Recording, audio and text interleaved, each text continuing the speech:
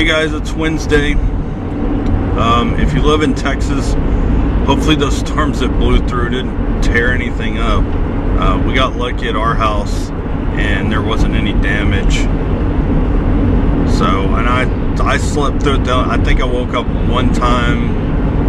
Our littlest dog, he doesn't like thunder and lightning, so he freaks out and his heart races and he pants and he acts like a nutcase instead of just getting underneath the covers and snuggling and dealing with it. And what's ironic is he's from Miami, so he probably saw a lot more thunderstorms there than he would here in Texas, so who knows. Anyway, other than that, I slept through most of it, so, which is what normally happens. But driving to work, there's just a lot of water. I don't see like any hail damage or anything like that, so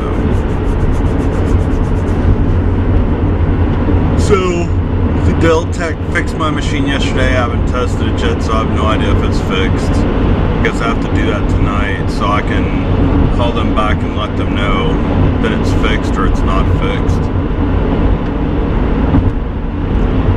And then I got the Velcro for my mount, and I actually moved it back, so it probably looks a little different today, and it's because it's moved back probably a couple of inches. I wanted to move it back just a little bit to get like a wider view.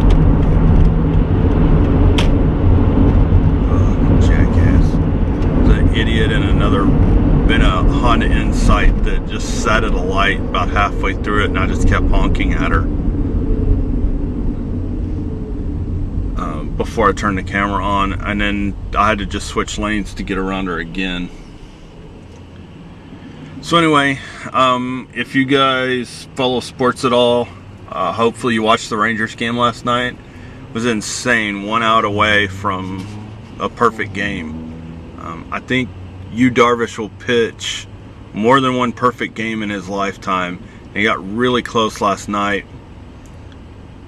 I mean, 1 out away is just crazy, but that happens a lot. You get right down to the wire and you end up losing it, but they still won 7-0, so why he wasn't the starting pitcher, I have no idea. For the first game there in Houston for that, well, I guess baseball's opening day, or why they didn't keep him and have him pitch against the Angels on, I think it's tomorrow that they play. Tomorrow or Friday is opening day. But he pitched amazing last night, so I think he's got a lot more in him. He's got a lot more years of doing that. I don't think he's anywhere near his prime yet. I think in the next couple of years, this guy is just he's gonna dominate people. And luckily the Rangers have him wrapped up, so he's not going anywhere. And he's a great fit for the organization, so.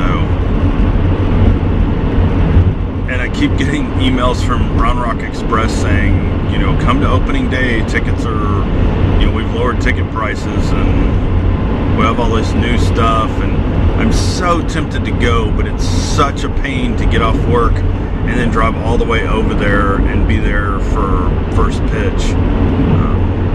And then I'd nearly have to go by myself because I'm on the northwest corner of Austin, out by Lake Travis is where I work, and then I'd have to drive to Round Rock, and then my wife would have to drive in from outside of Austin to Round Rock if she wanted to go with me, and it would just be a big hassle. So normally if we go, we try to go on a Saturday or a Sunday game. And I think there's been a couple times we went to I think one time we went to a night game during the week, and what I did is I ended up getting off early and driving to where we live, and then picking her up and driving her to Round Rock, and we went to the game. I actually got there a little early, and I think that's last year when Oswald was pitching. Anyway, I was excited. I didn't get to watch the game. We don't have cable, I'm going to try to rectify that situation because I missed a lot of baseball last year. And to be perfectly honest, it's easier for me to watch golf on TV than it is baseball. I like to be there. There's something about sitting in the stands, even when it's 100 degrees, there's something so much different about sitting there and watching the game versus watching it on television. I just don't think you get as much of the electricity. Now, when World Series comes and it's on TV, there's so much more drama associated with it that you just get into it, and everybody does. Even non-baseball fans get into it. But I definitely want to go see some Round Rock games this year. I think that we're supposed to have quite a few people that will eventually either be on the Ranger squad or they're good enough that the Rangers will end up using them as trade bait to get at least another really great pitcher. I don't know, they just signed Andrus up for another, I think, 8 years, and we've got a guy that's going to Round Rock this year that I think's 10 times better. But I think maybe he's being groomed for another base. They may move him this year. They could always move him to first. I mean, that's about the only position that we would have available where we needed a better fielder and a better batter would be first base. The second baseman doesn't want to move, and that's really where this other guy should be at. So I have to wait and see. And the center fielder's catching on. Leonis Martin, we actually went to the Round Rock games to watch him especially, and he's, even though in Round Rock, I mean, I think he led the league in home runs for AAA. But when you watched him, you never saw like that spark. But I knew it was there. I just knew that it was like he wasn't putting himself all the way out there because he figured at some point in time they were going to need him to come up, and he was just going to go for it. And so I think the first game he ended up, or it might have been spring training, that he ended up with a couple of runs. He's really good, and I think that losing Hamilton's not that big of a deal because everybody else is going to step up this year and make up for those runs. So I'm not too worried about it. And I'm not worried about the Angels going to the World Series either. I don't think they have the pitching to do it. I think that relying on CJ Wilson and Josh Hamilton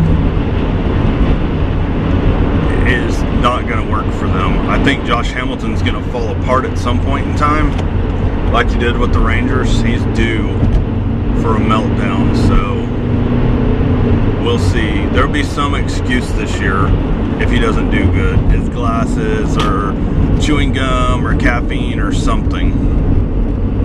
Anyway, I've told you guys that before, that I'm a huge baseball fanatic, so there will be baseball talk from time to time on my daily vlog. Not much else is going on that I know of. I'm still trying to convince the wife that we need to go to VidCon. I don't think it's working very well. I think the way to get that accomplished is to keep talking to our friends about taking their kids to VidCon. So I think if I can work out a deal with them, then I can work out a deal with my wife to go, and she would just take them to the regular VidCon stuff, and then I could go to the industry part. So,